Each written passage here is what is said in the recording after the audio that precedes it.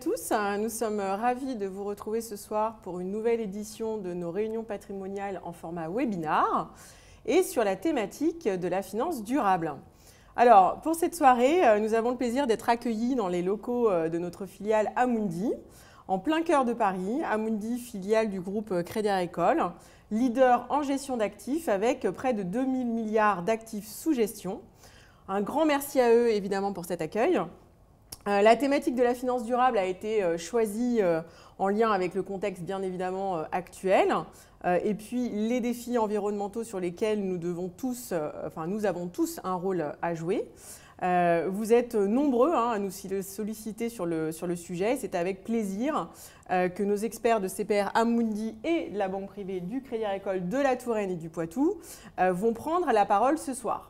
En deuxième partie, nous profiterons également de notre présence à Paris pour vous emmener dans un lieu inédit, en plein cœur donc de Paris, le nouveau resto gastronomique au Nord du grand chef étoilé Thierry Marx, qui nous a accordé à ce titre une interview exclusive. On a hâte d'y être. Au-delà de son parcours du commun, vous verrez, il nous présentera comment au quotidien il applique la démarche RSE. Pour rappel, la démarche RSE, c'est la démarche responsabilité sociale et environnementale des entreprises. Alors restez avec nous jusqu'à la fin de cette webconférence, puisqu'il y aura donc un jeu concours qui vous donnera la possibilité de gagner 2 menus découvertes dans le fameux resto gastronomique au Nord. Pour participer, il vous suffit simplement de vous inscrire en indiquant votre nom, votre prénom dans l'encadré sous la vidéo. Je vous rappelle également que vous pouvez poser toutes vos questions tout au long de ce webinar. Sans plus attendre, je vais vous présenter donc nos invités. Je vais commencer, alors normalement honneur aux dames, mais là nous sommes dans les locaux d'Amundi, donc je vais commencer par Julien Sentier, donc distribution France pour CPR. Merci Julien d'être avec nous ce soir. Merci d'être venu, bonsoir à toutes et à tous. Et Elsa Iwo, donc ingénieure patrimoniale à la banque privée du Crédit Agricole de la Touraine et du Poitou. Bonsoir Elsa. Bonsoir Céline, bonsoir Julien et bonsoir à tous. Nous allons pouvoir commencer cette conférence et juste avant, on lance une courte vidéo pour vous présenter Amundi. Face à un monde en pleine mutation, où ce qui était vrai hier ne le sera plus demain, comment être sûr d'avoir le bon partenaire? Chez Amundi, notre ambition, c'est d'être un partenaire de confiance qui agit chaque jour dans l'intérêt de ses clients et de la société. C'est sur ce principe que nous fondons notre action depuis plus de 10 ans. En écoutant chacun de nos clients avec la même attention pour leur apporter les solutions d'investissement les plus adaptées, en leur faisant bénéficier de notre compréhension du monde grâce à l'expertise de nos professionnels de la gestion, en nous engageant pour une finance responsable et pertinente qui intègre les critères ESG au cœur de nos processus d'investissement, en travaillant avec les plus grandes institutions mondiales pour rendre accessibles à tous les transitions écologiques, et en étant présent partout dans le monde, au plus près de nos clients.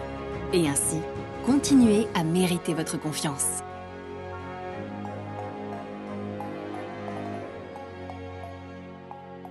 Amundi, la confiance, ça se mérite.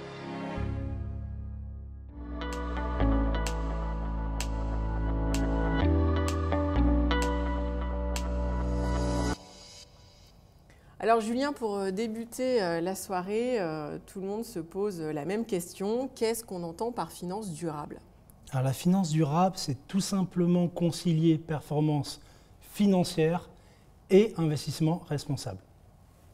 Alors, on va rentrer dans les détails de sélection des entreprises aujourd'hui. Voilà. Peux-tu nous préciser comment les investissements sont justement réalisés? Quels sont les critères de sélection? Alors, depuis la création d'Amundi en 2010, nous considérons que l'intégration des critères environnementaux, sociaux et de gouvernance, les fameux critères ESG, sont pour nous, dans les décisions d'investissement, une source de surperformance sur le long terme. Donc c'est un postulat, c'est en tout cas une conviction forte depuis la création du groupe, c'est qu'on va créer de la surperformance en intégrant ces critères. Alors notre investissement responsable, aujourd'hui, se base sur 3 grands piliers. Le premier pilier, celui que vous voyez à l'écran, qui est le pilier au milieu, qu'on va appeler le best in class. Le best in class, c'est analyser les entreprises d'un point de vue extra-financier sur ces critères environnementaux, sociaux et de gouvernance, et aussi de les noter. Mais de les noter et de les comparer au sein d'un même secteur, parce qu'on va comparer les pratiques, ce qui est comparable, c'est au sein d'un secteur. Et finalement, l'objectif de cette approche, c'est de pouvoir mettre en avant les meilleures pratiques et de ne pas investir dans les entreprises ayant les moins bonnes notes, donc ayant les moins bonnes pratiques sur l'ensemble de ces trois grands piliers. Le deuxième pilier, c'est l'exclusion. Alors, ce n'est pas l'objectif, on n'a pas un objectif d'exclure des grands secteurs de l'activité, c'est plus des exclusions sur finalement des secteurs ou des normes sur lesquelles on ne veut pas investir. Donc la première partie, ce qu'on appelle l'exclusion normative, en gros, c'est des exclusions qui sont contraires à des traités internationaux, à des normes internationales. Donc ce qu'on peut citer par exemple, c'est qu'on ne va pas investir dans tout ce qui est la fabrication, le stockage ou le transport de mines antipersonnelles, de bombes à sous-munitions, tout ce qui peut être les armes chimiques, les armes biologiques. Et on a même rajouté dans les exclusions normatives des exclusions liées globalement aux armes nucléaires, notamment pour tous les pays qui n'ont pas signé le traité de non-prolifération des armes nucléaires. Donc ça, c'est la première partie, c'est plus des normes, donc globalement partagées par tous, dans lesquelles on ne veut pas être investi, quels que soient les investissements. Deuxième sous-critère, c'est la partie secteur-pays, où on a quand même quelques exclusions sectorielles spécifiques, sur certains secteurs très spécifiques sur lesquels on ne veut pas être investi. Le premier, c'est la politique sur le charbon thermique. On a mis en place en 2016, donc depuis 2016, une politique sur le charbon thermique. Cette politique vise comme engagement de ne plus avoir d'investissement via les entreprises dans lesquelles on investit, donc elle-même n'est plus d'activité, sur le charbon thermique à horizon 2030 pour les pays de l'OCDE et à horizon 2040 pour le reste du monde. Donc c'est un objectif 2030-2040, ce qui nous amène dès aujourd'hui déjà à exclure certaines entreprises dont on sait qu'elles n'ont pas pris l'engagement, en tout cas qu'elles ne vont pas assez loin, pour pouvoir réaliser cet engagement de ne plus avoir de charbon thermique en 2030 ou 2040, selon les zones géographiques. Donc on peut exclure déjà dès aujourd'hui certains titres sur cette partie exclusion sectorielle. Deuxième partie, on a aussi une exclusion sur le tabac. Alors pourquoi le tabac? Bon, bien sûr, ça a des méfaits sur finalement la santé, mais il y a aussi une deuxième partie, c'est que la filière du tabac a un impact relativement négatif sur les droits de l'homme. Donc on va exclure par exemple tout ce qui va être les fabricants de cigarettes. Parce qu'on ne veut pas être présent, notamment le travail des enfants ou autre sujet. On ne veut pas être investi là-dessus parce qu'on ne veut pas être investi sur ces risques-là. Et c'est les droits de l'homme, c'est quelque chose que, pour le coup, ne sont pas conformes à nos convictions. Et la troisième, finalement, exclusion qui, pareil, est assez spécifique et qu'on a ajoutée en 2023, c'est une exclusion assez spécifique sur les hydrocarbures non conventionnels. En gros, c'est le gaz de schiste, le pétrole de schiste, les sables bitumineux. On ne veut pas investir dans des entreprises qui réalisent plus de 30% de leur activité dans ces secteurs-là. Donc c'est une nouvelle exclusion. Et pareil, c'est quelque chose sur lequel on ne veut pas investir. Globalement, c'est d'accompagner les bonnes pratiques, mais de ne pas être présente sur ce qui va être négatif sur long terme sur la société.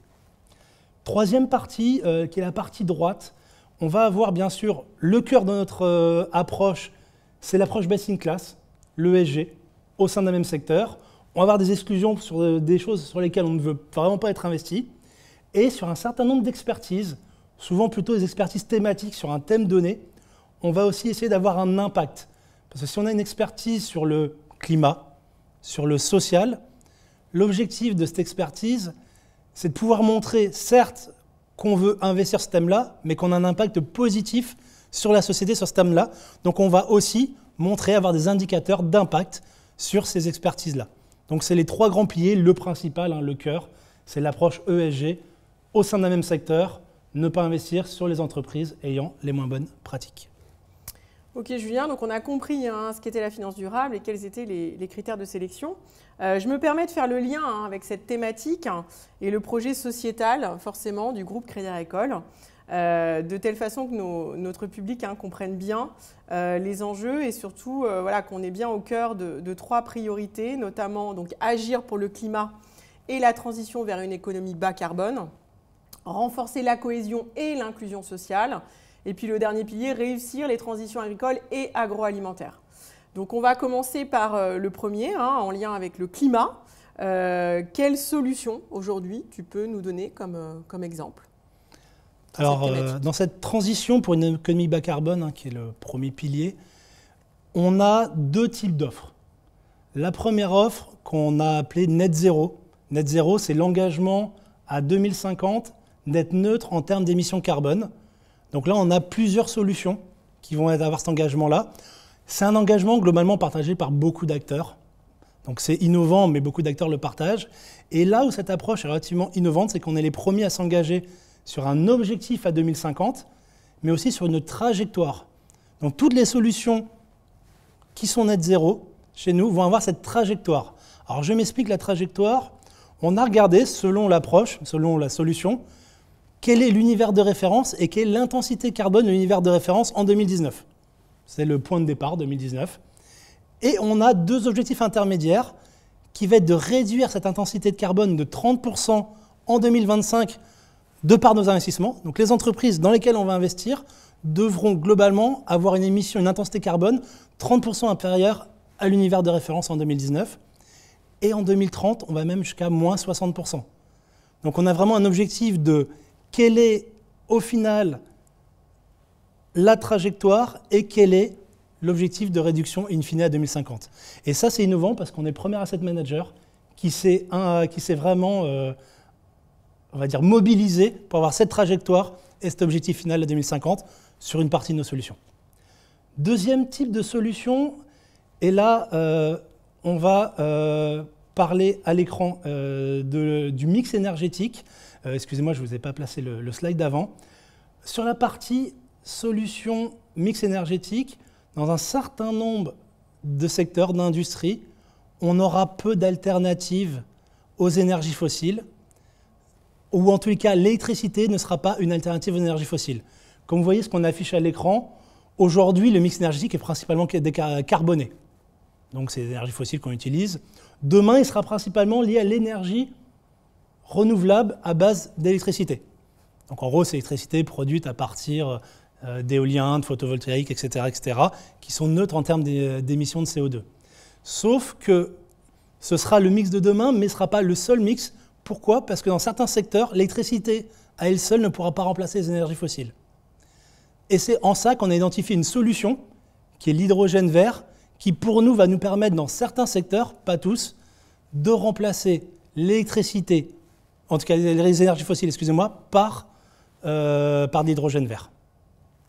On estime que demain, on pourra avoir 17% des besoins qui seront, on va dire, réalisés via l'hydrogène vert. Je vais vous donner un exemple, ou même plusieurs exemples, des secteurs pour lesquels, pour nous, l'hydrogène est important, et également expliquer comment, finalement, on fabrique cet hydrogène vert et en quoi ça consiste concrètement. Je fais un petit aparté. L'hydrogène vert, c'est l'hydrogène qu'on va produire via électrolyse de l'eau. Donc on a besoin d'un électrolyseur, d'eau et d'électricité pour alimenter l'électrolyseur. Donc pour que toute la chaîne soit neutre en carbone, on a besoin que l'électricité soit l'électricité non émettrice de CO2, donc l'énergie renouvelable, et via le cassage de la molécule d'eau, on va avoir du dihydrogène, du dioxygène, donc on n'émet pas de gaz à effet de serre. Donc c'est un procédé finalement qui est neutre en carbone s'il est alimenté à partir d'énergie renouvelable. Donc vous doutez bien que si on peut utiliser de l'électricité, parce qu'on a besoin d'électricité pour créer l'hydrogène, autant utiliser directement l'électricité. L'hydrogène vert sera utilisé quand on n'aura pas d'alternative aux énergies fossiles et à l'électricité, donc on va utiliser de l'hydrogène vert. Les secteurs qui pour nous seront les secteurs les plus intéressants sur cette partie-là, les plus impactants, le premier qu'on a mis à l'écran, c'est le secteur des transports. Et notamment plus du transport lourd. Pourquoi ? Parce que dans le transport lourd, l'alternative, ça va être la batterie, mais la batterie pèse lourd, on a des problèmes d'autonomie. Donc autant la batterie est une solution pour les véhicules légers, la voiture. Pour les véhicules lourds, on a des vrais problèmes de poids de la batterie, d'autonomie, etc. Et l'hydrogène, aujourd'hui, est la meilleure alternative aux énergies fossiles pour pouvoir avoir une bonne autonomie, pouvoir gérer sur du long terme, transport lourd, des bus, des camions, etc., du transport routier, assez classique. Mais on pourra aussi l'avoir demain dans le domaine maritime, dans les bateaux, et peut-être un jour, alors à horizon plusieurs années, voire à horizon 10 ans, dans le transport aérien. Donc là, l'objectif, c'est aussi de pouvoir remplacer les énergies fossiles par de l'hydrogène vert dans ces secteurs-là. J'ai fait une petite aparté sur la voiture. La voiture hydrogène existe, mais elle est plus pour des besoins d'utilisation fréquente ou récurrente. L'exemple des taxis à Paris, on a quelques flottes de taxis qui fonctionnent déjà à l'hydrogène pour ces contraintes de ne pas avoir des temps de rechargement, etc. etc. Deuxième source pour l'hydrogène, je fais un focus parce que c'est un domaine un peu spécifique. Le deuxième secteur qu'on pourrait décarboner via l'hydrogène, c'est l'industrie, notamment l'industrie de l'acier. Aujourd'hui, il existe déjà des procédés qui permettent de créer de l'acier vert à base d'hydrogène. Comparé aux procédés existants, l'acier existant, vous avez besoin de chauffer à haute température dans des hauts fourneaux, ou utiliser pour chauffer du charbon à coke.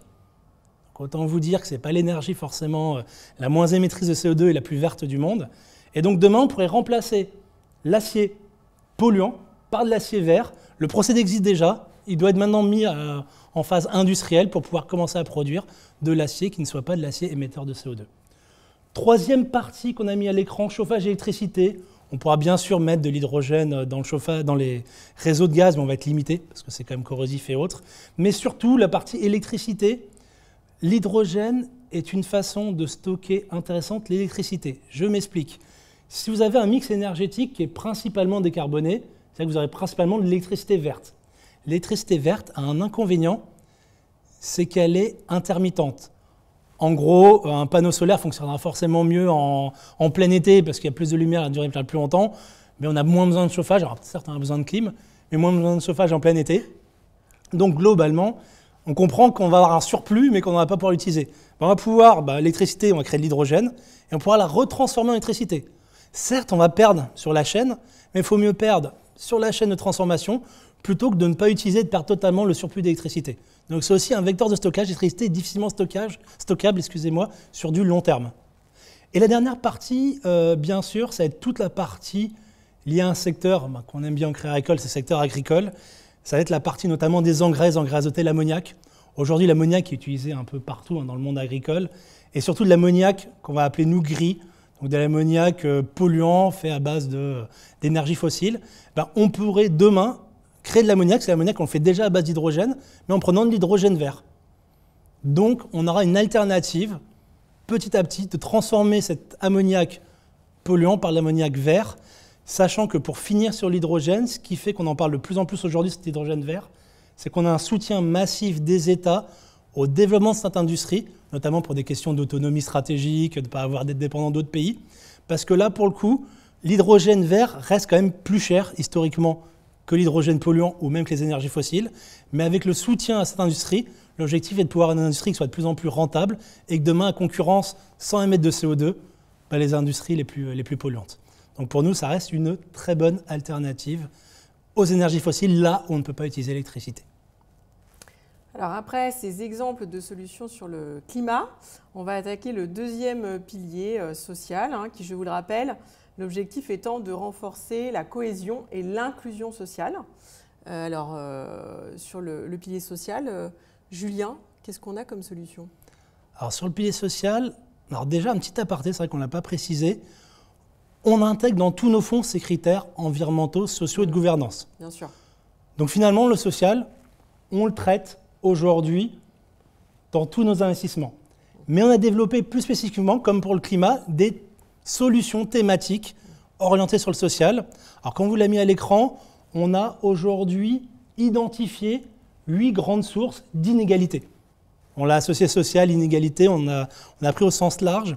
Ces 8 grandes sources, l'éducation, la santé, la diversité, l'accès aux produits de base, la corruption, droit du travail, politique fiscale et rémunération du travail. Et comme finalement les critères ESG, on va noter les entreprises sur des critères en lien avec ces 8 grandes sources d'inégalité. On vous montrera un exemple juste après. Et l'idée finalement de cet investissement, c'est de ne pas investir dans au moins 50% des entreprises qui auront les moins bonnes pratiques sur cette partie sociale.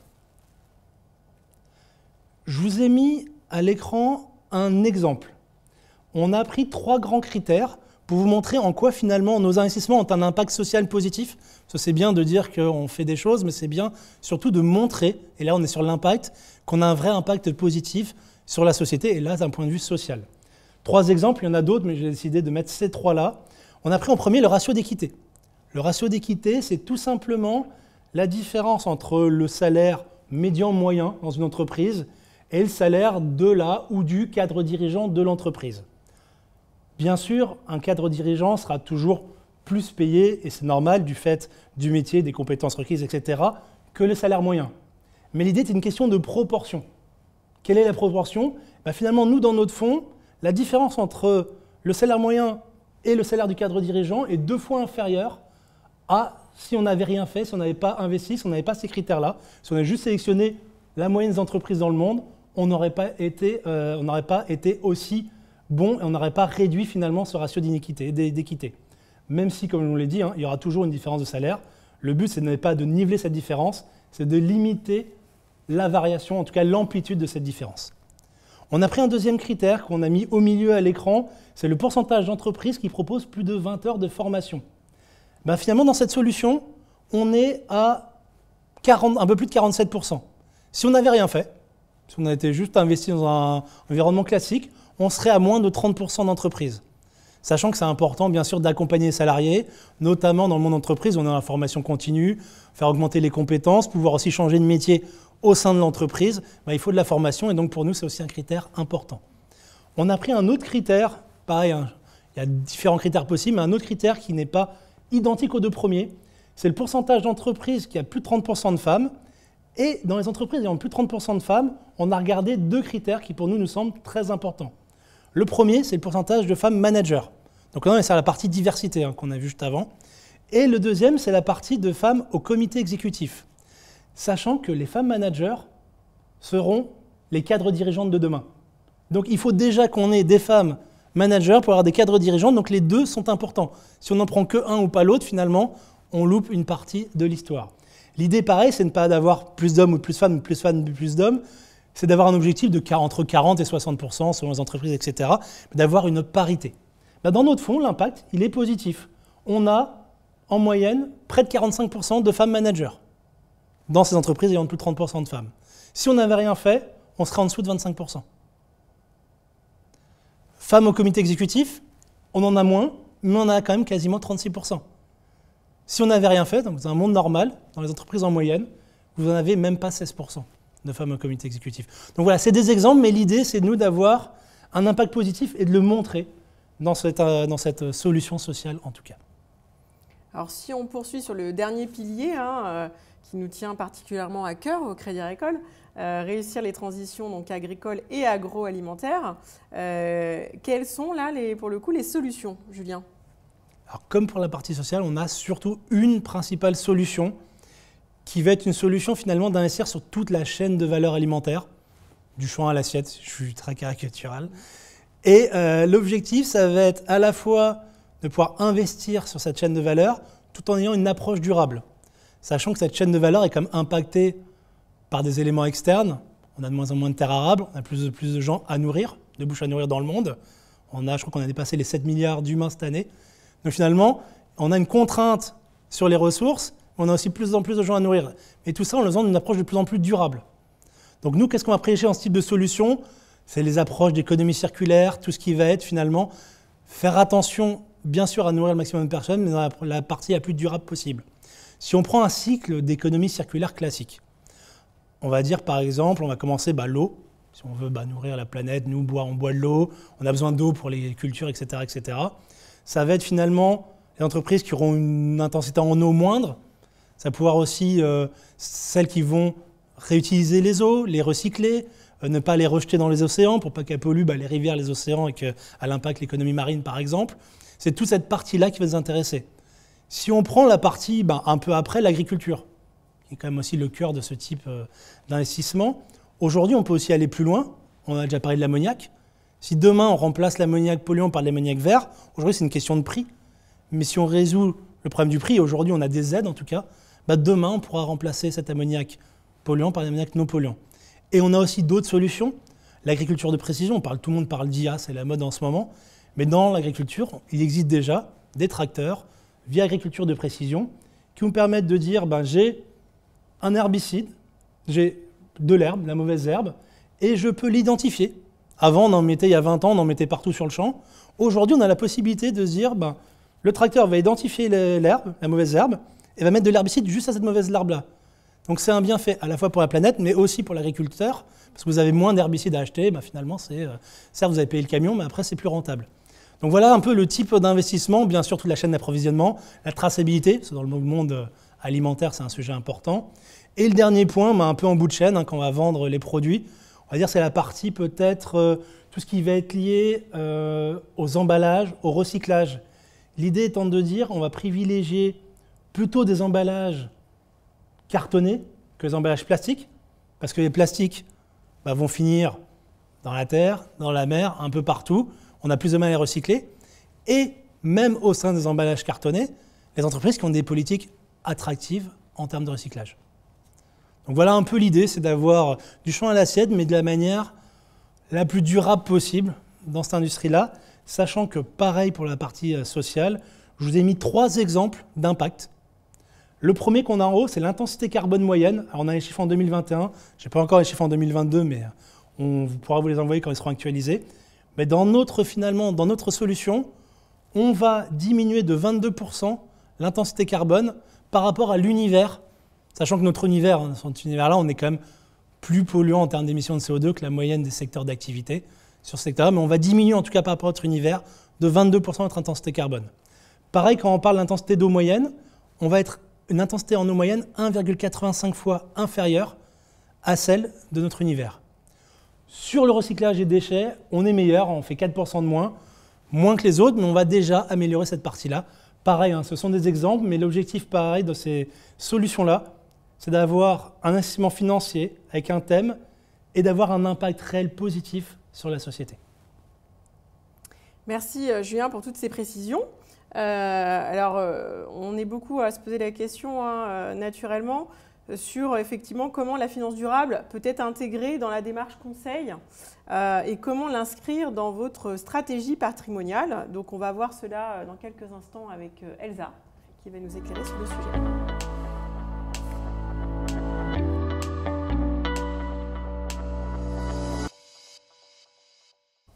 Alors, avant de donner la parole à Elsa, je me permets de faire un rappel historique à notre public ce soir. Fin 2019, l'Union européenne présentait son pacte vert pour l'Europe, communément appelé Green Deal, et son plan de finances durables. Ce vaste programme de réforme politique vise à faire de l'Europe un continent climatique neutre d'ici 2050, tu en as parlé, le fameux net zéro, tout en assurant donc une transition juste et équitable. Le plan de finances durables pour l'Europe a pour but de faciliter les mouvements de capitaux privés, bien entendu, vers les chantiers européens de développement durable. Ce plan s'est accompagné d'obligations réglementaires qui s'imposent à tous les intermédiaires financiers.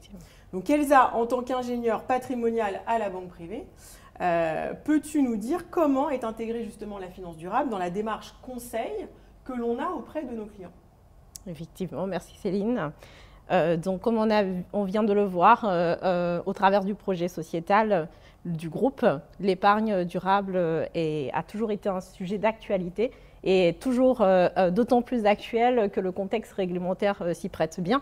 Et donc, avec ce contexte réglementaire, ça nous permet effectivement d'appuyer sur les solutions durables que nous pouvons proposer à nos clients. Et pour cela, au Crédit Agricole, nous avons mis en place un questionnaire personnalisé et une démarche d'accompagnement qui va permettre à chacun de nos clients de pouvoir exprimer leurs préférences en matière de finances durables. Et donc, du coup, l'objectif étant de donner du sens à votre épargne, bien entendu, mais également de co-construire avec vous des solutions en lien avec cette thématique par rapport à vos projets et de sélectionner avec vous les fonds. Alors, merci Elsa. Concrètement, on a vu les critères d'investissement avec Julien qui nous a parlé de ces fonds liés à la finance durable. Aujourd'hui, qu'avons-nous à proposer, Elsa, à nos clients comme enveloppe?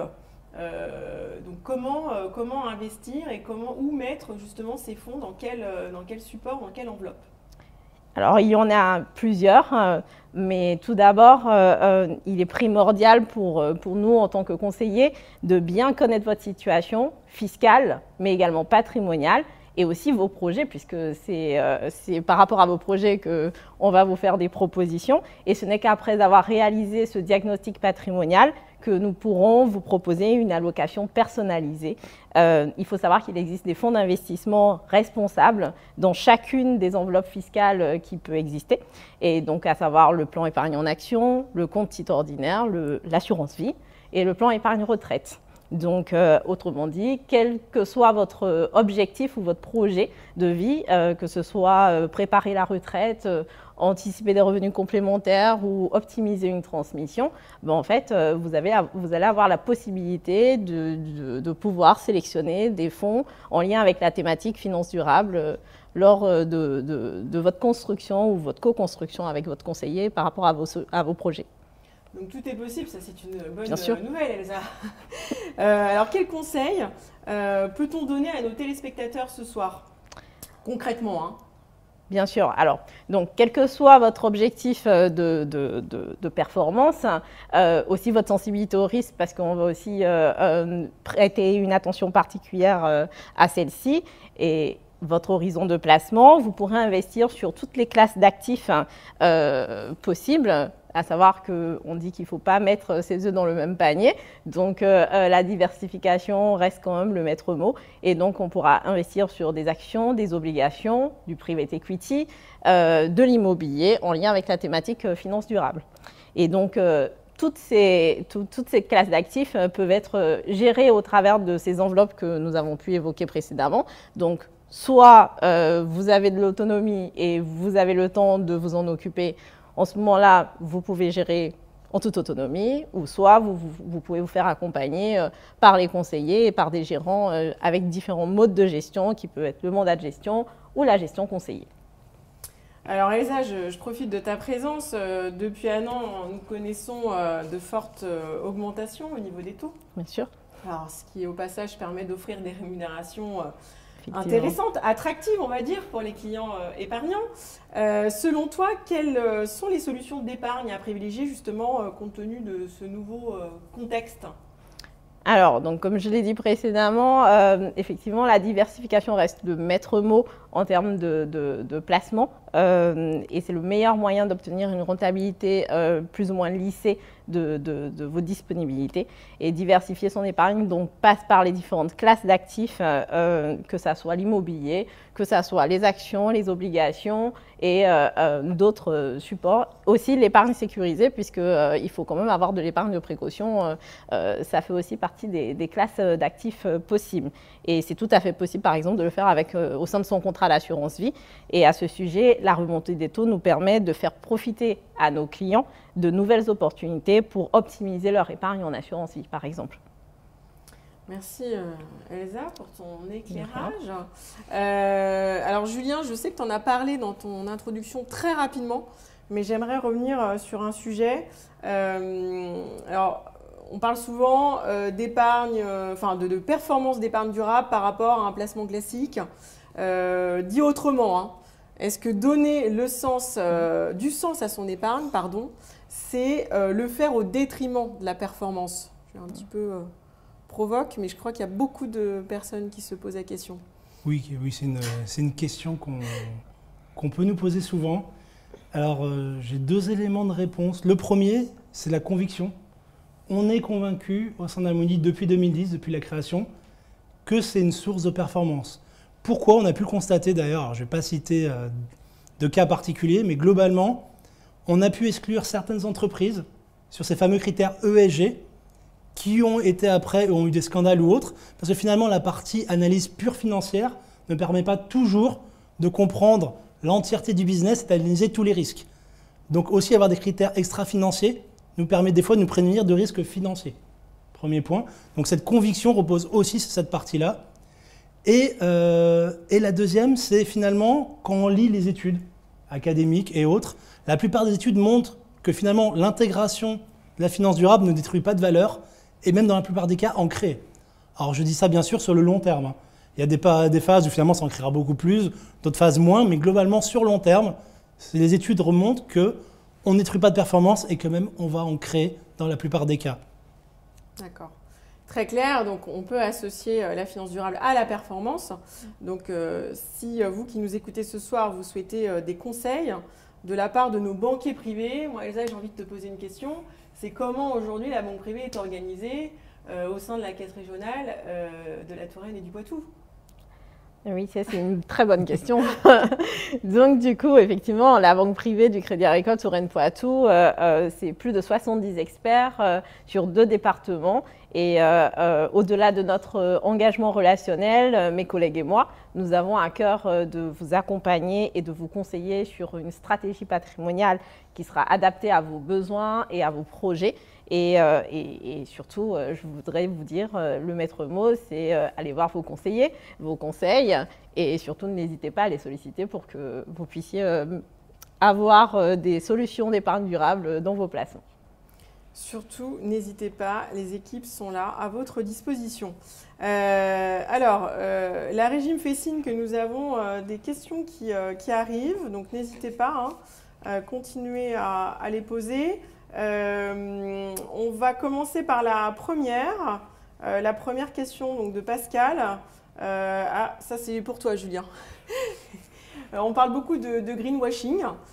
Donc beaucoup de personnes restent persuadées que la finance durable ne change pas grand-chose. Dit autrement, la finance continuerait d'investir comme avant. Alors qu'en pense Amundi? Alors forcément, on peut que ne pas être d'accord en tout cas avec ce postulat. Déjà, la finance, il y a 20 ou 30 ans, ne prenait pas en compte tous ces critères extra-financiers.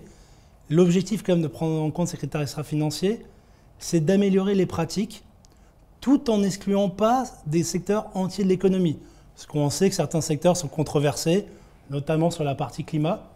L'objectif de notre approche, c'est de se dire, au sein d'un même secteur que certains pourraient considérer comme plus controversé, c'est de sélectionner les entreprises qui ont les meilleures pratiques, ne pas investir dans celles qui ont les pires, mais finalement, c'est aussi discuter avec ces entreprises pour qu'elles s'améliorent, pour qu'elles aient les meilleures pratiques, avec l'idée d'accompagner la transition sur un moyen long terme. On ne change pas le monde du jour au lendemain. On a vraiment une approche de n'exclure finalement personne, sauf certains secteurs très spécifiques qu'on ne veut vraiment pas investir. Mais l'objectif, c'est d'accompagner tout le monde et de promouvoir finalement les meilleures expertises, les meilleures solutions, sachant qu'un exemple, j'ai cité tout à l'heure, avant 2023, on n'avait par exemple pas d'exclusion sur tout ce qui pouvait être le gaz de schiste, etc. etc.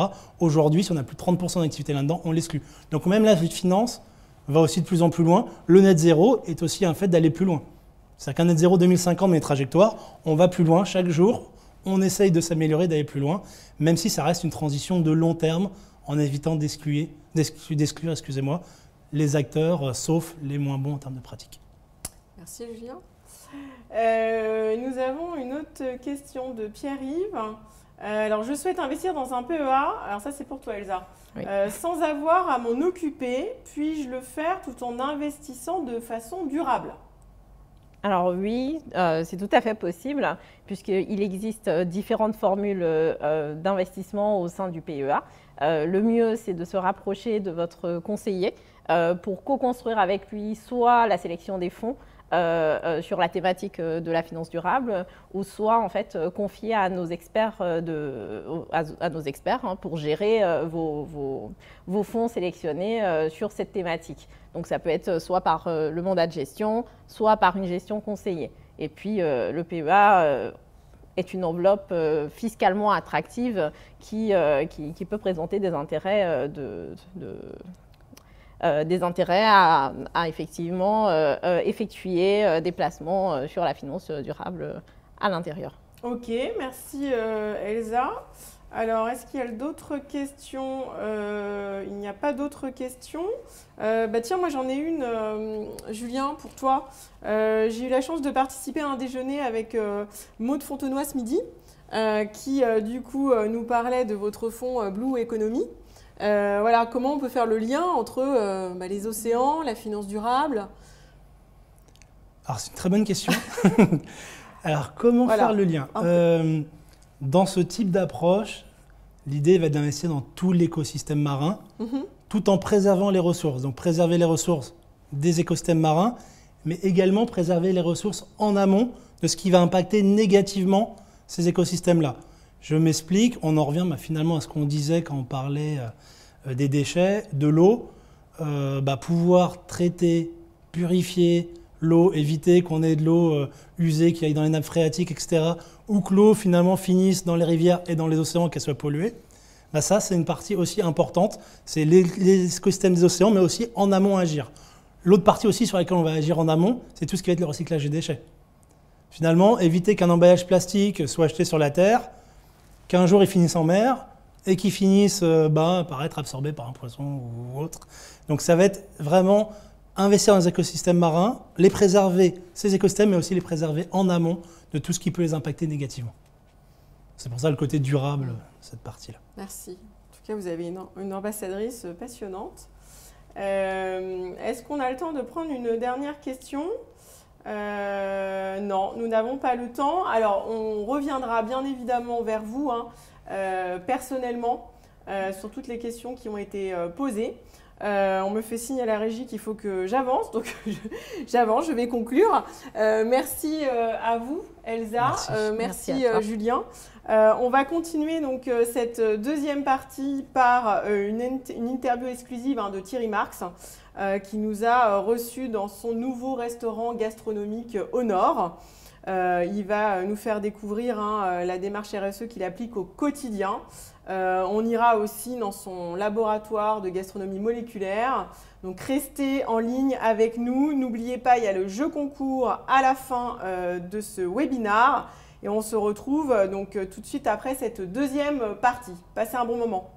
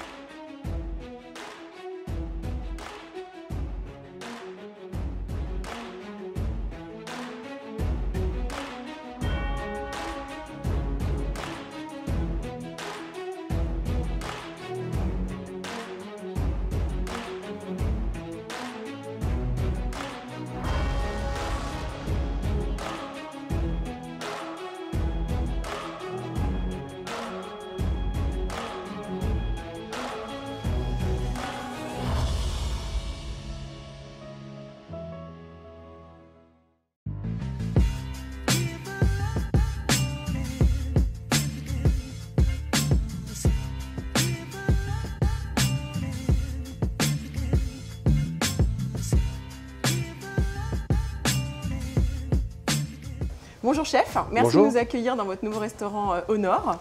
Nous sommes rue Faubourg Saint-Honoré à Paris. Donc avant de commencer cette interview, je voulais quand même vous parler d'une anecdote. C'est que notre chef ici présent, Thierry Marx, a obtenu sa première étoile au Guide Michelin dans un restaurant Rocanval à Montlouis-sur-Loire. Donc j'en profite pour faire le lien avec notre territoire de la Touraine. Un territoire que j'affectionne tout particulièrement encore aujourd'hui. J'ai toujours un prospect un peu comme ça de savoir s'il n'y a pas une petite maison dans cette magnifique région que j'adore, où il y a une douceur de vivre absolument incroyable. Effectivement. Nous notons, chef, si on peut vous aider dans vos recherches, ce sera avec plaisir. Et tout de suite, on va rentrer dans le vif du sujet. J'ai lu beaucoup de choses sur vous. Vous avez un parcours absolument atypique et passionnant. Est-ce que vous pouvez nous en dire plus, puisque vous n'êtes pas seulement un grand chef, mais aussi un homme d'affaires, une personnalité télévisuelle. J'aimerais en savoir plus sur votre parcours. Merci de cette question. Un parcours, qui a l'air un petit peu sinueux, mais pas autant que ça. Je suis né dans un quartier très populaire de l'Est parisien. Finalement, mon histoire commence dans une cité ouvrière en briques rouges, comme beaucoup de gens de ma génération. Et puis une scolarité simple, l'école primaire. Bon, je comprends ce qu'on me demande à l'école primaire. Et ma grand-mère dit toujours qu'il faut savoir lire et écrire, comme ça les gens ne nous volent pas. Donc j'ai l'impression d'aller rançonner l'État français de ce savoir-là. Et puis finalement, comme beaucoup de gens de ma génération, on va partir dans des quartiers plus compliqués, plus durs, dans des habitations à loyer, ce qu'on appelait à loyer modéré, mais aussi à humanité modérée. Donc il y avait du béton et rien. Donc là, c'est devenu plus compliqué. Et finalement, la scolarité secondaire a été un petit peu empirique. Donc il a fallu faire des choix qui étaient assez pointilleux parce que j'avais pas de projet. Et finalement, c'est le sport qui m'a ramené dans une idée de projet parce que j'ai compris qu'on pouvait apprendre différemment. On peut apprendre pour faire, ça c'est l'école et c'est parfaitement légitime, et puis on peut faire pour apprendre, et c'est ce que je découvre dans ce parcours de judoka, que je pratique toujours d'ailleurs. Je vais découvrir qu'on peut apprendre autrement, qu'on peut observer, avoir la mémoire des gestes qu'on a observés, puis ensuite les comprendre et les transposer dans un savoir-faire. Donc ça va me servir pour entrer chez les compagnons des devoirs.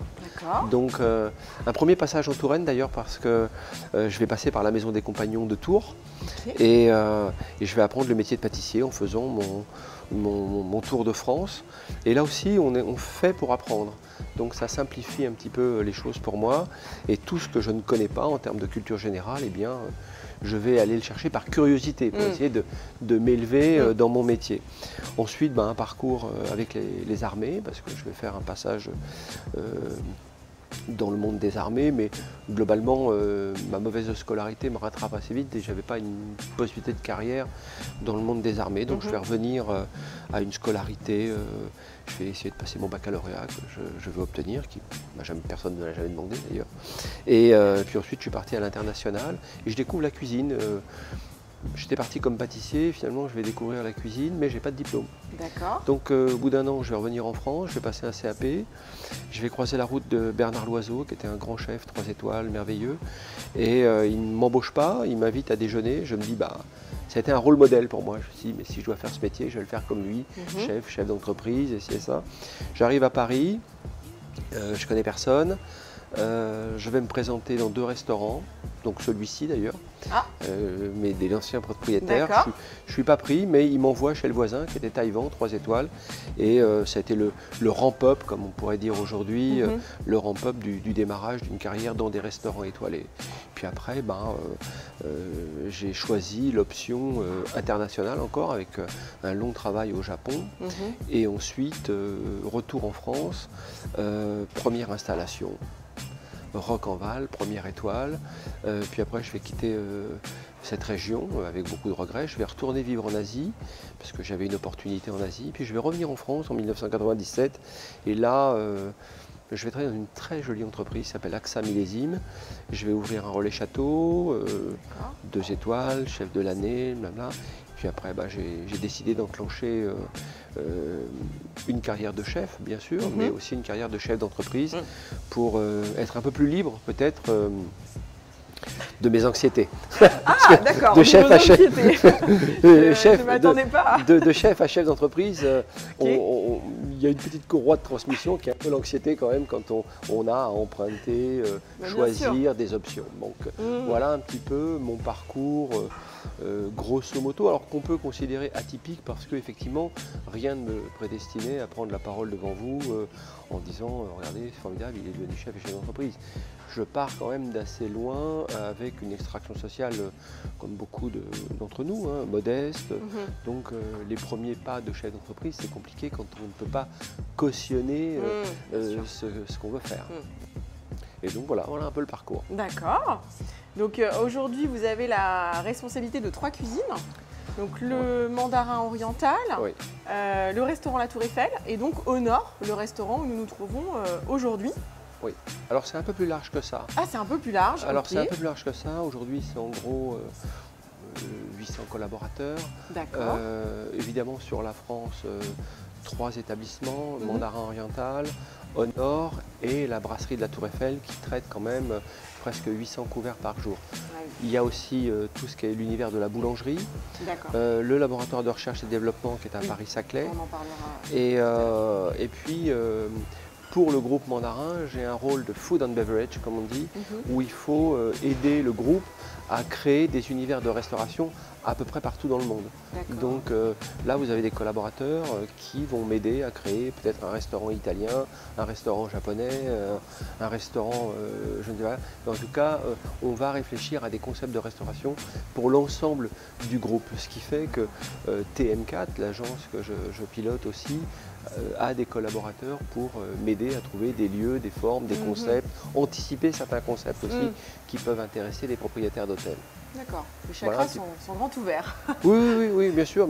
Et puis, d'où le laboratoire de recherche qui est un laboratoire de veille aussi, de commencer à anticiper, à détecter des signaux faibles de ce qui peut être la restauration de demain, ce qui peut séduire des clients, est-ce qu'on va aller vers le très végétal, etc., etc. Il nous faut ces cahiers de tendance qui sont travaillés très sérieusement par mes équipes. Et on y reviendra tout à l'heure. Bien sûr. Parce que vous allez m'emmener dans votre laboratoire. Alors, au Nord, si on revient sur Au Nord, vous dites que c'est le premier resto gastronomique à impact social. Moi, j'aimerais qu'on rentre un peu plus dans le détail de cette démarche RSE appliquée. Oui. Et non fantasmée. Et oui, non fantasmée, oui, c'est vrai. Non, mais on avait tous tendance, en tant que chef d'entreprise, quelques années, on s'est dit oui, c'est extrêmement important d'avoir une responsabilité sociale et environnementale. Oui.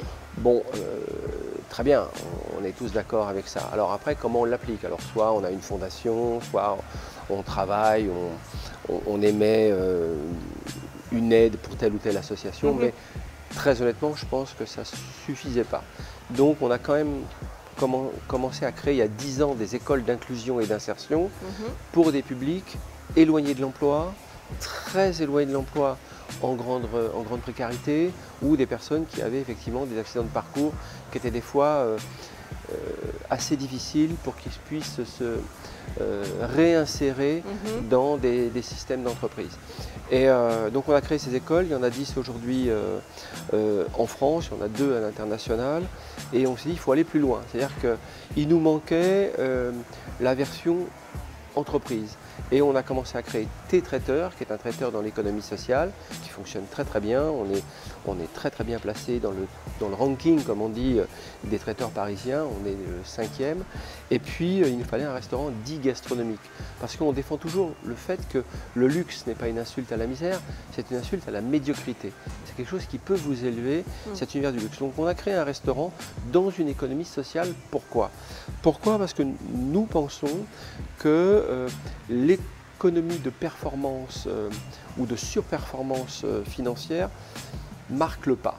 Et nous pensons qu'aujourd'hui, la croissance d'une entreprise doit être mesurable aussi à son impact social et son impact environnemental, ce que nous appelons la croissance en conscience.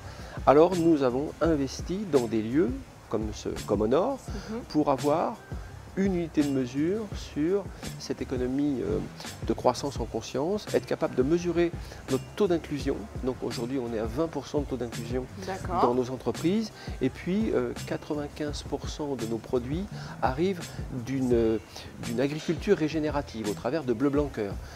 Bleu Blanc Cœur, c'est en gros 6000 producteurs et 4000 éleveurs. Donc vous voyez, ce sont des gens qui respectent les sols, pas d'intrants chimiques, bien-être animal, donc les animaux sont bien nourris, et c'est ce qu'on appelle l'idée du bon produit, son impact social, environnemental et nutritionnel. Donc nous sommes aujourd'hui dans cette boucle, dans cette spirale dynamique d'être capable de mesurer tous les produits qui sont transformés chez nous et de mesurer leur impact carbone aussi, au-delà de leur impact nutritionnel, et puis de mesurer ces 20% d'inclusion. C'est ce que nous appelons la croissance en conscience d'une entreprise. Au Nord, pourquoi? On n'a pas le H aspiré de honneur, mais Au Nord, c'est une assiette, le symbole d'une assiette cassée, réparée, comme disaient les Japonais en kintsugi, et les choses peuvent se briser des fois dans la vie, mais on peut aussi les réparer. C'est un symbole, honorer les produits, ce qu'on fait au travers de Bleu Blanc Cœur, et l'agriculture, honorer les hommes qui n'ont pas encore été honorés, et puis honorer nos clients pour qu'ils soient heureux de revenir.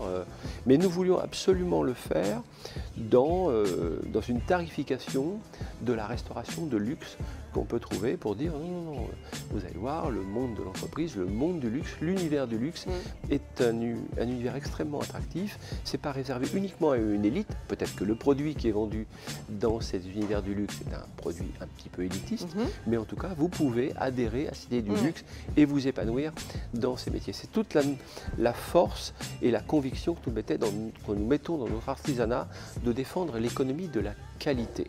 Donc maintenant, départ pour les cuisines de Thierry Marx. On y va.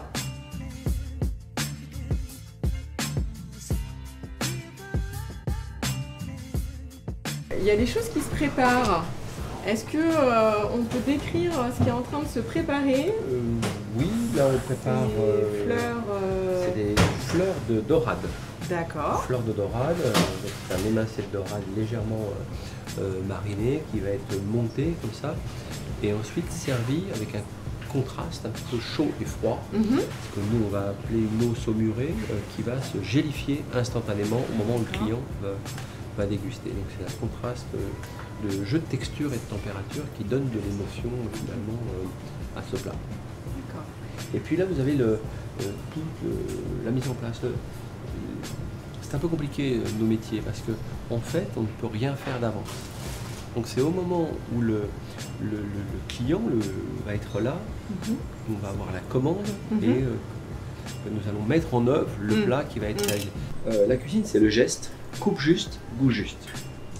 Le feu, la cuisson, vous voyez le cœur de chauffe qui est là, et le temps. Le temps pour faire, le temps, la saisonnalité bien sûr, et le temps pour faire, qui fait de vous soit un cuisinier professionnel, soit un cuisinier amateur. Geste, feu, temps. Et ça, dans nos écoles, nous l'enseignons. Là, vous n'avez que des professionnels aguerris, mais nous incluons des personnes qui, des fois, n'étaient pas très aguerries au métier. Et nous, ils vont finir leur aguerrissement ici, avec des collègues qui sont déjà à un certain niveau de compétences métiers. Est-ce qu'on pourrait parler, chef, de vos plats signatures? On peut parler de plats signature. Il y a des plats qui me suivent depuis de nombreuses années. On va parler du risotto de soja, on va parler de la dorade, on va parler de certains desserts qui ont ponctué finalement ma carrière. Ce qui m'intéresse, c'est pas tant de parler de plats signature, c'est pourquoi ils sont devenus des plats signatures. La cuisine a cette particularité de donner de la mémoire à de l'éphémère. Et c'est là où on va pouvoir constater que le client qui va revenir, parce qu'il a eu une émotion au travers d'un plat. Toute la difficulté de mon métier était de savoir reproduire ce plat à l'identique, le nombre, autant de fois que le client pourra me le demander. Et c'est là où ça devient un plat signature. Mais il faut vraiment garder ça à l'esprit. Moi j'ai découvert ça vraiment au Japon, en travaillant avec des chefs japonais qui étaient vraiment des sensei pour moi, vraiment des gens qui avaient une capacité presque spirituelle dans la cuisine. Et ils me disaient toujours, la cuisine c'est donner de la mémoire à de l'éphémère. Et un autre chef me disait, tu sais, pourquoi coupe juste, goût juste? Parce que nous devons transformer les produits, certes, mais en les gardant au plus près de leur goût originel. Donc rien qui puisse abîmer ce que la nature nous a donné. Donc vous voyez, c'est une petite spiritualité qui fait qu'à un moment donné, quand on part dans cette démarche-là, eh bien on a une bonne chance de dire, quand je conçois un plat, des plats qui ne marchent pas, des plats qui n'ont pas trouvé l'adhésion du public, et puis il y a des plats qui trouvent l'adhésion du public, créent de l'émotion. On sait un peu l'expliquer scientifiquement aujourd'hui, mais on a un certain nombre de plats qui deviennent des plats signatures. Pourquoi j'ai voulu que la cuisine soit complètement ouverte, de façon originelle, c'est plus parce que les cuisiniers et les pâtissiers peuvent aller servir les clients aussi. D'accord. Ça, c'est important. Parce que, d'abord, ils font partie de cet univers aujourd'hui. On a tellement créé une image du cuisinier et de la cuisinière qu'on doit connaître, qui est presque la star qui va nous nourrir. Aujourd'hui, il y a ce besoin presque viscéral de se dire « je veux voir la main qui me nourrit ». Nous avons une devise dans les formations de nos collaborateurs, mais dans notre management aussi. Rigueur, engagement, régularité. RER. Pour les Parisiens, on dit que ça ne fonctionne pas à tous les coups, les RER. Mais pour nous, cet acronyme, il fonctionne à peu près bien. Rigueur, c'est le projet. C'est fou comme en France, on peut avoir peur de ce mot rigueur. Genre, il y a quelque chose qui va nous contraindre. Rigueur, c'est votre projet, c'est votre verticalité. Engagement, il faut y aller. Il faut, à un moment donné, avancer centimètre par centimètre, mètre par mètre, mais il faut avancer. Et puis, si vous avez besoin d'aide, on peut vous aider. Et régularité, on va essayer que ce soit bien chaque fois que vous êtes à votre poste de travail. Et comme ça, finalement, il n'y a pas de pression excessive. Et tout le monde est en accord avec ce principe de base. Vous voyez une entreprise qui est une petite entreprise, ici c'est 25 personnes, mais vous prenez Mandarin, c'est 350 personnes. Vous prenez la Tour Eiffel, c'est 200 personnes. Mais nous appliquons le même type de management. Que ce soit pour le groupe Mandarin, j'ai 20% de personnes en inclusion. Que ce soit pour la Tour Eiffel, j'ai 20% de gens en inclusion. Et avec les mêmes circuits, en ayant l'idée de faire en sorte que l'impact carbone de notre assiette soit diminué de 50%. C'est un travail sur 10 ans. Merci chef, c'est passionnant. Bon, c'est passionnant.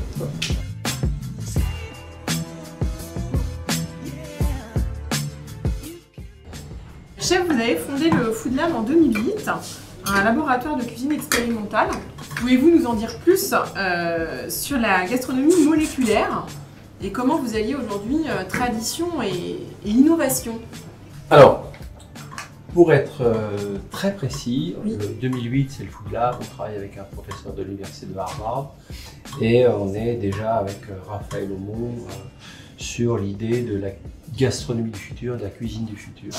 Donc on projette quoi en 2007-2008, on projette 2050-2070. Immédiatement nos travaux, d'abord le premier travaux qui m'intéressait, c'était de dire comment le monde universitaire, le monde scientifique peut s'intéresser au métier de l'alimentation et au métier de bouche, et pourquoi il s'y intéresserait, et comment on peut, c'est un mot un peu à la mode, qui en ce moment qui est un peu ennuyeux, mais comment on peut hybrider ces compétences-là. Sylvie Retailleau, qui est maintenant le ministre des Hautes Études, nous a fait venir à Paris-Saclay et on a créé un laboratoire de recherche et développement sur l'alimentation du futur, la cuisine du futur, et la gastronomie du futur. Alors je pèse mes mots en disant cela, mais vous allez comprendre pourquoi. Et là, on s'aperçoit qu'on ne peut pas faire grand-chose tout seul. Quand on interroge les différents scientifiques qui sont avec nous, on va parler avec des gens comme Gilles Boeuf, on va parler des gens liés à la médecine, on va parler avec des gens comme Pierre Veille de Bleu Blanqueur, et on va leur dire c'est quoi la gastronomie du futur. Et prenez quelqu'un comme l'univers du CNES ou de l'univers de Thomas Pesquet, il vous dit la gastronomie du futur, vous avez un souci. 2050, vous êtes en stress hydrique, il n'y a pas d'eau. Donc, vous voyez, d'avoir projeté 2050 et en 2023, constater qu'il y a certains départements qui n'ouvriront pas leur établissement hôtel-restaurant parce qu'il n'y a pas d'eau ou pas suffisamment d'eau pour ouvrir à plein. Donc, on s'est dit, voilà, on va projeter ça, on va regarder les signaux faibles et sur lesquels on peut travailler sur notre alimentation. Voilà pourquoi on a ce laboratoire qui est devenu une chaire universitaire et qu'allons-nous manger demain. Mais maintenant, quand j'explore tout ça avec des scientifiques, je me dis mais qu'est-ce que moi je vais pouvoir récupérer dans mes émotions culinaires. Et ce qui me permet de regarder un petit peu les matériaux de demain. L'ingrédient le plus cher demain dans une cuisine, ce sera l'eau et l'électricité. Voilà, on voit cette année 2023 x5, voire x10 sur l'électricité. Donc ça veut dire qu'il y a un certain nombre de business qui vont mourir en restauration et en hôtellerie parce qu'ils ne peuvent plus payer cette électricité. Problème de l'eau. Donc, comment on va réintroduire toutes ces réflexions pour faire cette transition qui est absolument nécessaire. Alors, on a des idées. Par exemple, vous avez une micro-cuisine qui est ici, qui est un matériau à base de titane, totalement redesigné. Là, vous avez un grill. Là, vous avez la cocotte. Et là, vous avez un couvercle très classique. C'est un couvercle en bois japonais, qui s'appelle du bois Nenbuke, qui peut donner une saveur très sympa. Pourquoi je vous parle de cette marmite? Parce qu'au lieu d'avoir besoin d'une plaque à induction de 2000 watts ou de 3000 watts, elle a besoin de 500 watts. D'accord. Donc ça, dans le fait de faire la cuisine là-dedans, le coût de l'énergie sera moindre et la cuisine sera tout aussi bonne. Donc ça, ce sont des expériences extrêmement intéressantes. Après, on se dit, le problème de l'eau. Est-ce que je continue à apprendre à des jeunes cuisiniers et cuisinières à cuire des asperges, par exemple, en les plongeant dans 10 litres d'eau, ou alors je leur explique qu'une asperge, c'est déjà 80% d'eau, il suffit de les cuire avec un tout petit peu de matière grasse, au gradient montant, donc à la flamme montante ou à l'électricité montante, et l'eau de l'asperge va diffuser comme ça sa propre eau, donc sa propre saveur, ce qui est extrêmement intéressant, et j'ai pas besoin de plonger ces asperges dans l'eau. Donc tous ces mécanismes de physique finalement, plus que de chimie, vont être étudiés là-bas, et nous avons la chance de faire la comfort food pour des grands voyageurs. Ça a été le cas de Samantha Davis, ça a été le cas de Thomas Pesquet. Et ce qui était intéressant pour le travail de Thomas Pesquet, quand Jean-François Clairvoy nous formait au vol en 0G, il nous disait tout ce que vous allez étudier pour l'espace va être beaucoup plus intéressant pour la Terre. Regardez, Thomas ne peut pas être malade avec son alimentation. Nous sommes malades avec notre alimentation. Thomas ne peut pas manquer d'eau. Donc sa propre eau de transpiration des astronautes est recyclée pour être utilisée. 3, il ne peut pas vivre dans ses déchets. Nous vivons dans nos déchets. On a créé un continent de plastique aujourd'hui dans nos océans. Ensuite, il lui faut de la comfort food. Parce que on peut tous s'alimenter avec une poche dans le bras, un cathéter, et puis aller travailler. On va tenir debout, sauf qu'on va se démoraliser. Les sociologues appellent ça la commensualité. Pourquoi j'accepte de vivre avec les autres, manger avec les autres? C'est parce que vous partagez des liens de confiance, des chemins de loyauté au travers de l'alimentation. Tous ces mécanismes, eh bien, nous les étudions et nous faisons des expériences surtout qui peuvent être utiles dès maintenant dans nos cuisines. Vous voyez que là, je viens juste de faire un petit fond. L'eau qui était contenue et la pectine du fruit vient de gélifier. Elle n'a pas gelé, mais elle a gélifié instantanément. Donc quand vous allez déguster ce plat, vous allez avoir un jeu de texture, une espèce de fraîcheur naturelle d'une pectine finalement qui s'est gélifiée toute seule par le froid, ce contact thermique, cet échange thermique, et puis le légume qui a été légèrement mariné avec une dorade. Et pourquoi on a fait ce mariage? Parce qu'on a étudié les molécules qui étaient dans la dorade et dans la pêche. Vous voyez, ici, c'est des pêches et et c'est ce qu'on appelle le food pairing, comprendre un petit peu pourquoi le cerveau va dire « Ah, mais c'est très très très bon ça ». Par exemple, vous avez la même molécule dans le roquefort que dans le saké. Quand on vous dit vous allez manger du roquefort et boire du saké, vous dites « J'ai pas tout de suite envie ». Par contre, si on vous fait goûter l'expérience, vous dites « Ah, mais c'est quand même très très bon ». 30% de ce qui est produit dans un champ peut partir à la poubelle. Mais quand vous jetez 20 tonnes de tomates, vous jetez 20 tonnes d'eau. Une tomate, c'est 90% d'eau. Et c'est ça qui est intéressant, de se dire, et si je récupérais cette eau? Je centrifuge, je récupère quoi? Donc vous avez une centrifugeuse là-bas, on s'apercevait qu'on récupérait le lycopène, qui est un produit très intéressant de la tomate, qui est un antioxydant. Donc les médecins nous disent, écoutez, hop, lycopène, je prends, ça m'intéresse. Et l'eau, les 90% d'eau qu'on peut dans la tomate, qu'est-ce que j'en fais? Ben, on la boit, elle est bonne. On peut l'aromatiser ou la désaromatiser.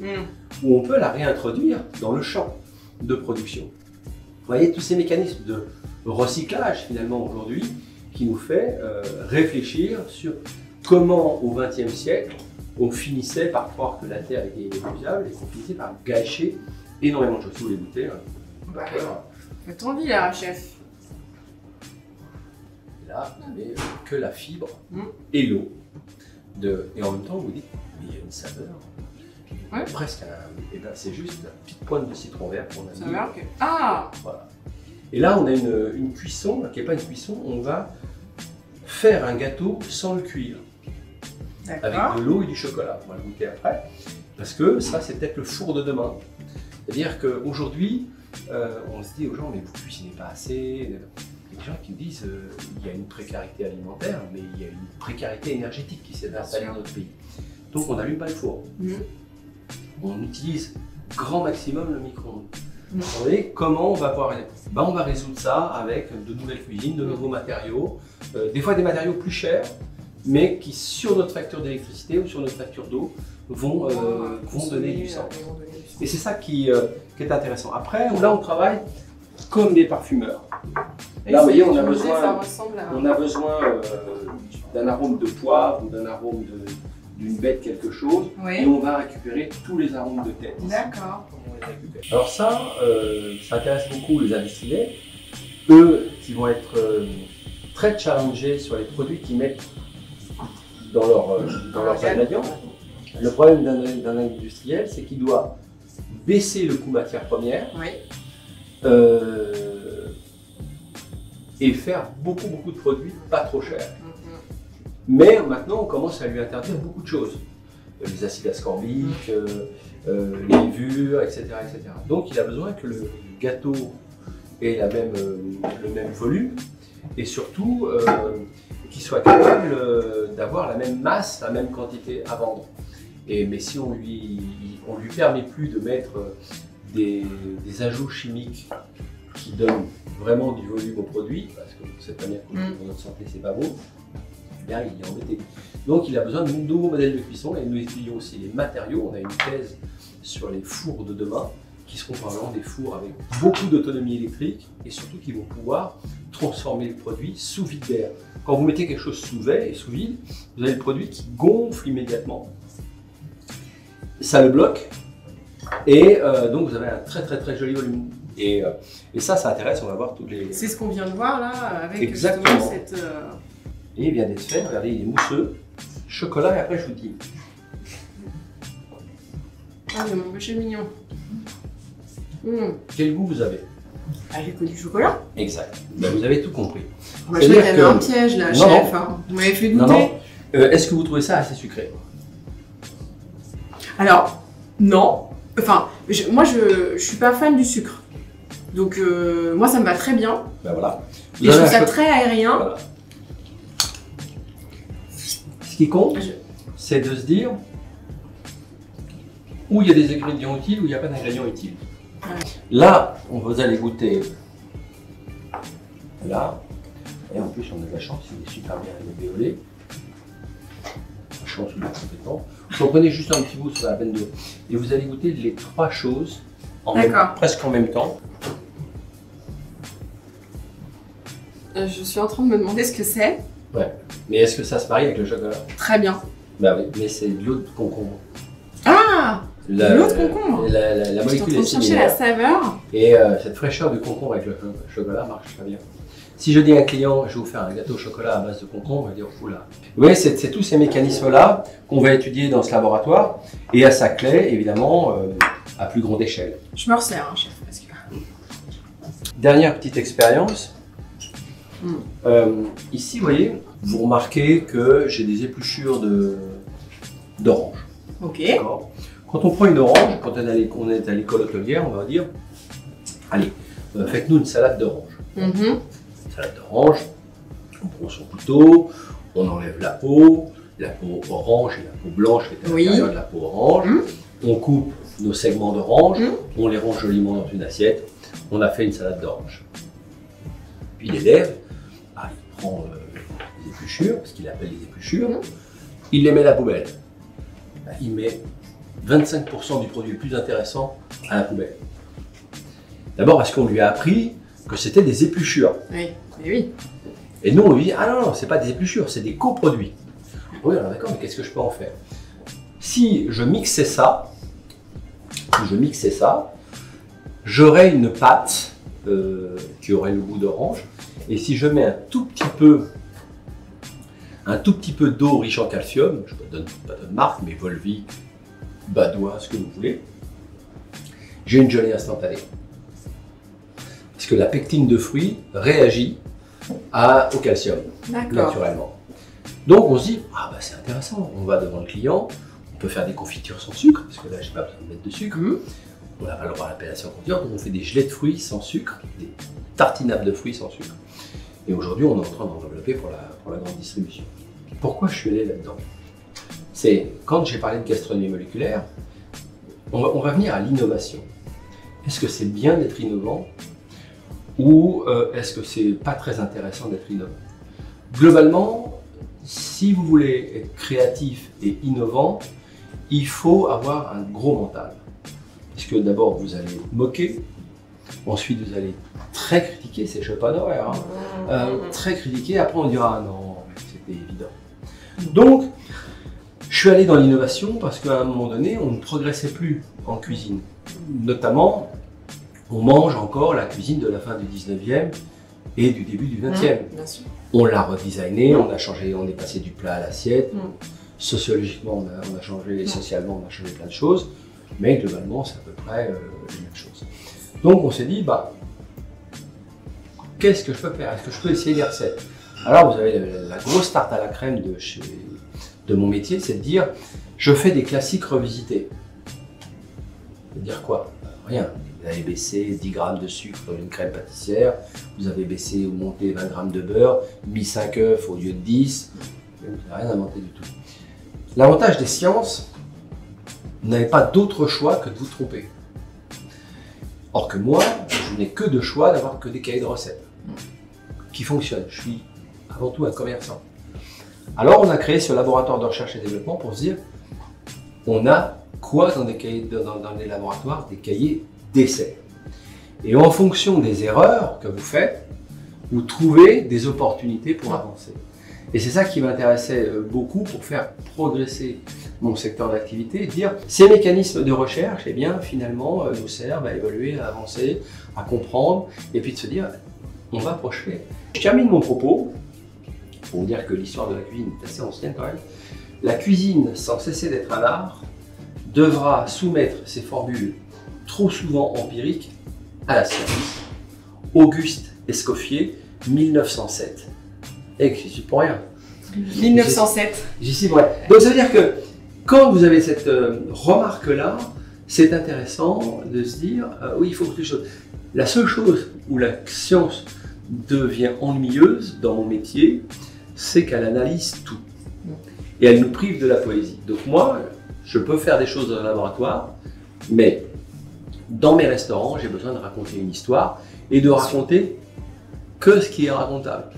J'explique une gélification instantanée parce que j'ai mélangé une pectine de fruits ou une pectine de concombre, comme vous l'avez goûté là, où il n'y a absolument pas quoi que ce soit pour gélifier ce produit, c'est juste de l'eau et de la pulpe de concombre. Le client dit, vous barbez, moi ça ne m'intéresse pas, c'est bon, point. J'ai de l'émotion, point. Mais j'ai besoin de tous ces moteurs de recherche parce que d'abord ça m'a permis d'ouvrir énormément de pistes. Vous parliez de restaurant tout à l'heure, d'être chef et chef d'entreprise, mais les conseils que je peux apporter à la grande distribution ou à l'agroalimentaire sont des fois aussi pour notre agence une source de revenus extrêmement innovante. Voilà un petit peu l'histoire. Bon, voilà, je voulais te dire. Merci chef pour cette expérience culinaire inédite, si je puis dire, pour le coup. Donc merci chef de nous avoir accordé votre temps précieux. On a de la chance d'avoir visité donc, votre resto au nord, ses cuisines et votre laboratoire. Moi, il y a plein de choses qui m'ont marqué et ça va être trop long à résumer. Je retiens la rigueur, l'engagement, la régularité. Je retiens aussi l'émotionnel dans la cuisine. Je retiens la croissance en toute conscience. Tout ce qui est sujet inclusion, RSE, enfin ça ce sont des sujets aussi qui nous tiennent à cœur, nous en tant aussi que entreprise dédiée à notre territoire. Et voilà, donc, vraiment merci parce que vous avez un parcours exceptionnel et vous êtes absolument passionnant. On a la possibilité ce soir pour nos téléspectateurs de gagner donc 2 menus dans le fameux restaurant donc au nord. Donc vous avez encore quelques instants pour vous inscrire et le tirage au sort arrive dans quelques minutes. Et encore merci chef. Merci à vous.